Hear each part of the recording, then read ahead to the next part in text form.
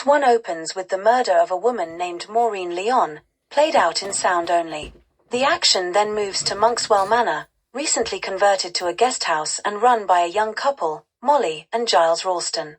While waiting for the guests to arrive, Molly listens to a radio report about the Lyon murder, which notes that police are looking for a man in a dark overcoat, observed near the scene. Their 4 guests arrive.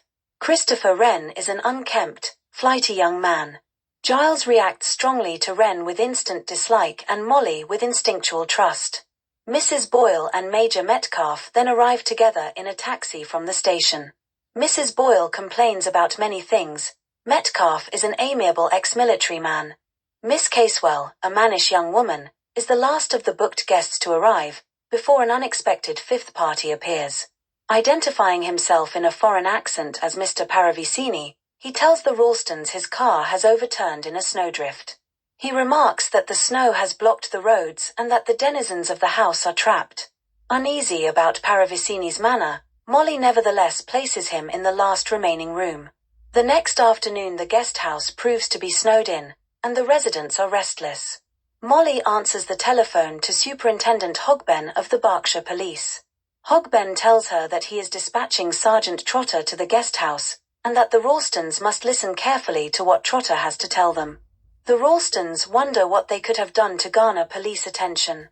Trotter appears at the door on a pair of skis and Major Metcalfe discovers that the phone has stopped working. Trotter explains he has been sent in regard to the murder of Maureen Lyon.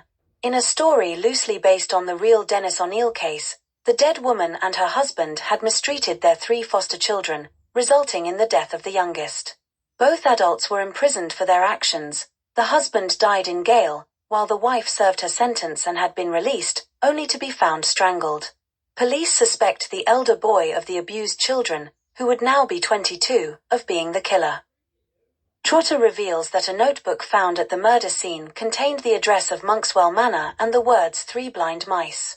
A note reading "This is the first" was pinned to the woman's body. The police have sent Trotter to find out how the Ralstons' guest house is connected to the murder and whether the residents are in danger. Both Giles and Molly deny a connection to the case, though Molly is ill at ease answering Trotter's questions and quickly excuses herself.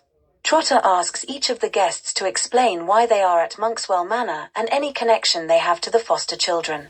All 5 guests deny any personal knowledge of the case. While Trotter and Giles tour the house, Major Metcalfe confronts Mrs. Boyle, revealing that she was one of the magistrates who had assigned the children to the foster parents. Mrs. Boyle acknowledges this but denies that she has any responsibility for what eventually happened to the children there. As the evening wears on, Giles and Molly become suspicious of each other while the guests snipe at one another. Sergeant Trotter traces the phone wire to find out if it has been cut. Mrs. Boyle wanders back into the now empty room and listens to the radio. The opening notes of 3 blind mice are heard whistled by an unknown party and Mrs. Boyle responds without alarm, speaking to the person only she can see. Suddenly, the lights go out and a scuffle is heard. Moments later, Molly walks into the room and turns on the lights, only to find Mrs. Boyle dead on the floor. Act 2 10 minutes after Molly finds Mrs. Boyle dead of strangulation, Sergeant Trotter takes charge of the household. All the remaining residents are gathered in one room as he attempts to sort out the events of the evening. A shaken Molly Ralston cannot provide him with any useful clues. The only thing she is sure she observed was the radio blaring.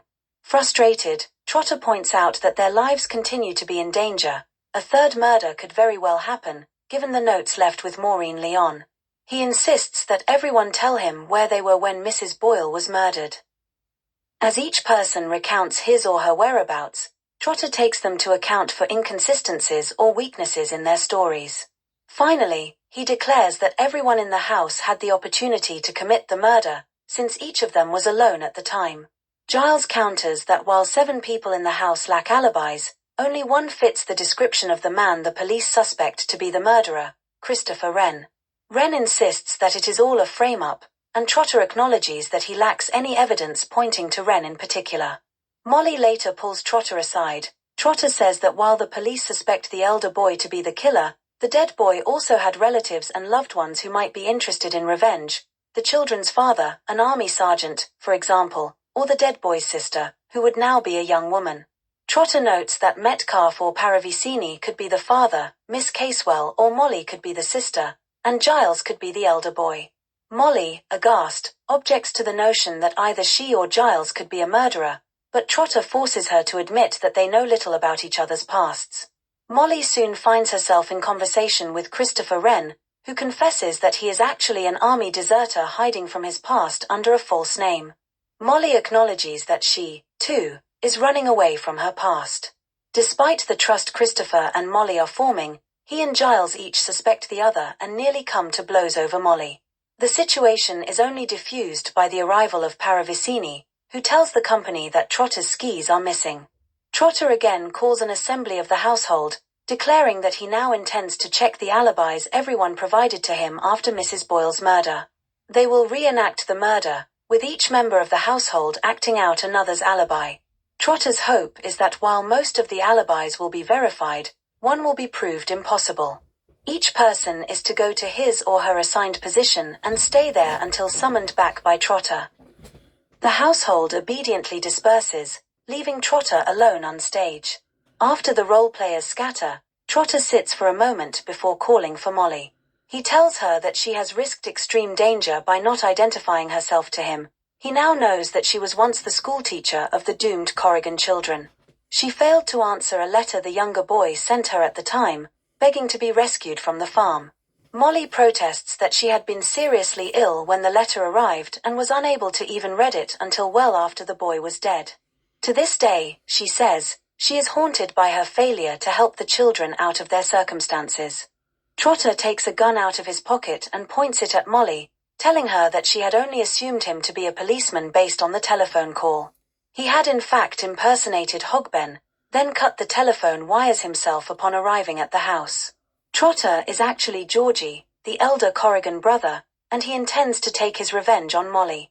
Falling back into the demeanor of a wounded child who never grew up, he drops his gun and begins to strangle Molly, but is stopped by the sudden appearance of Miss Casewell. She calls him by name and reveals that she is his long-lost sister Kathy, come to take him somewhere safe. Major Metcalfe, who accompanied Miss Casewell into the room, summons Giles and tells the frightened innkeepers that he had known all along that Trotter was not a policeman, because Metcalfe himself is one, having arranged to take the place of the real Metcalfe after discovering the Three Blind Mice notebook on Maureen Lyon.